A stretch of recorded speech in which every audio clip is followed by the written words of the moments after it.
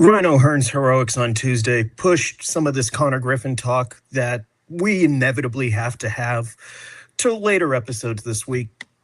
And I think this is the big one. They're going to be without their starting shortstop for most of the rest of the season. They didn't acquire an infielder this winter with the mindset that Konnor Griffin was going to take over that shortstop position. Are they in a position that they have to add an infielder to this group? Good morning and welcome to OffBeat here on North Shore 9 presented by FanDuel. My name is Alex Stumpf and this is a daily look at your Pittsburgh Pirates. Konnor Griffin talked to media on Wednesday, just kind of went through the mindset of going in the splint. And whenever it was initially presented, it kind of sounded like this was maybe elective. That, yeah, he could, barrel through it. He can still play. And I guess by the loosest of definitions, yeah, he probably could. You could not play the rest of the season with this injury. He was in a position that if he was going to keep playing, it was probably going to either require reconstructive surgery at the end of the year, which is going to have months of rehab. It would impact how he went about his preparation for the following season. Or worst case scenario, it could have led to permanent damage to the finger. It made no sense to push him right now. Shutting him down, as much as it stinks for this team, is the only choice they have. It is the only correct choice they had. So they're without Konnor Griffin. And I look at the depth that they have internally, and it's pretty thin.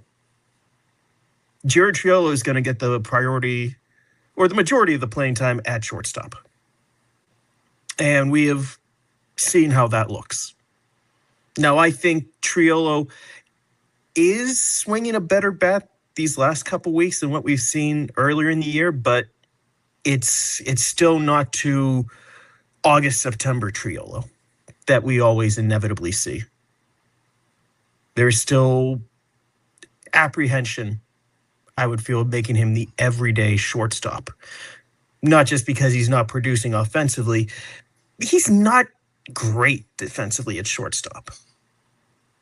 He's kind of just good enough.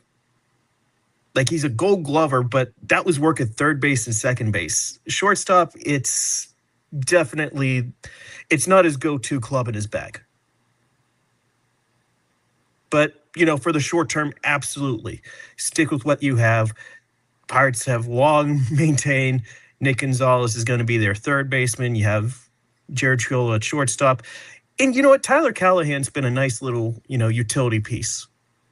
He can play some second base. He can play some third base. We've seen him in the outfield. He's been a nice little addition to this club. So there's a little depth there. Emphasis on little.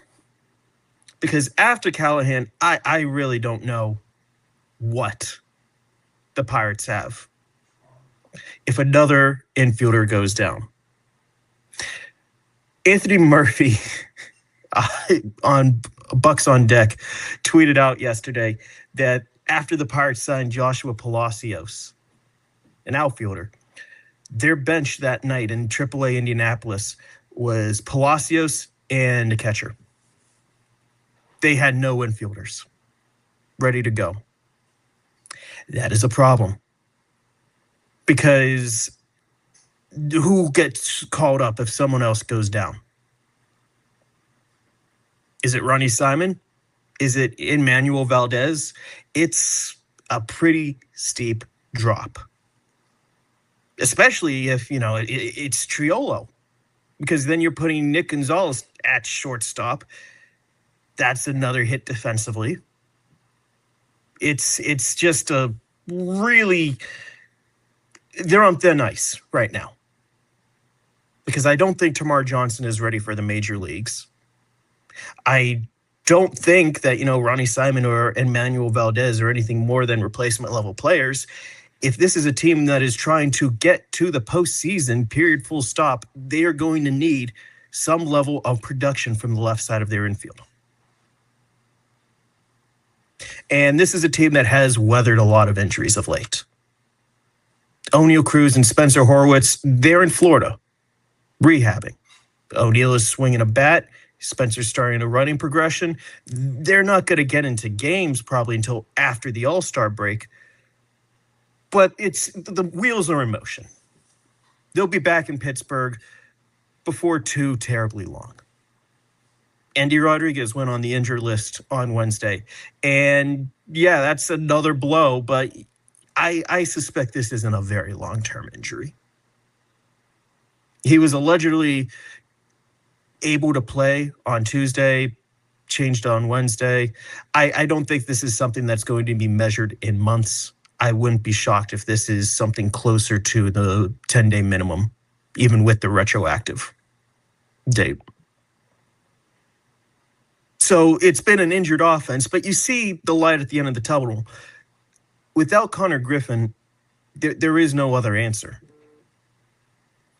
And I think it really does necessitate, you have to look at external additions at this point. There are a finite number of assets that they can trade. There's only so many prospects you could trade in a trade deadline. There's only so much salary that this team is going to add at the trade deadline. You have to play your cards well. And we've talked about the bullpen, how maybe this isn't as a robust a market. You can make a case like, okay, pivot. You have a need now in the infield. But that bullpen needs addressed first and foremost. And just looking at how much time, how many prospects do you want to pour into this 2026 team, knowing that you are going to be without one of your premier players for most of the rest of the season? We're going to take a quick break. We'll be right back. This episode is brought to you by IQ Bar, our exclusive snack hydration sponsor. IQ Bar protein bars, IQ Mix hydration mixes, and IQ Joe mushroom coffees are the delicious, low-sugar, brain and body fuel you need to win your day.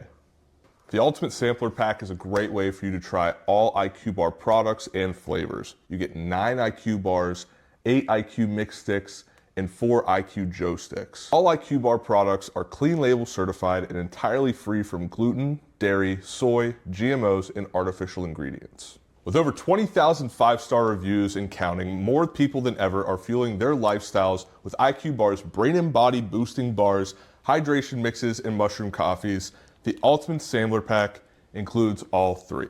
My personal favorites so far have been the almond butter chip and the iced tea lemonade hydration mix. It's just really full of flavor.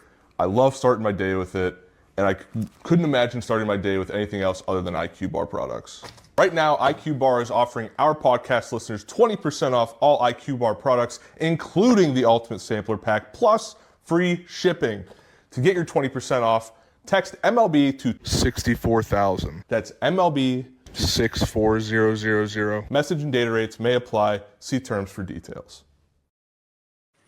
Ben Cherington was made available to the media on Wednesday, and I asked, does Konnor's injury impact how you view the infield market? Do you have to maybe explore it more? His answer, quote, I don't know. I think we're still processing it. 72 hours ago, we probably felt like, all right, we have Konnor and Tree on the team, more guys behind them.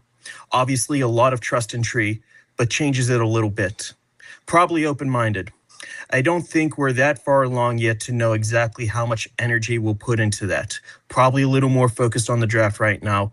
Then we'll get to that after the draft, end quote.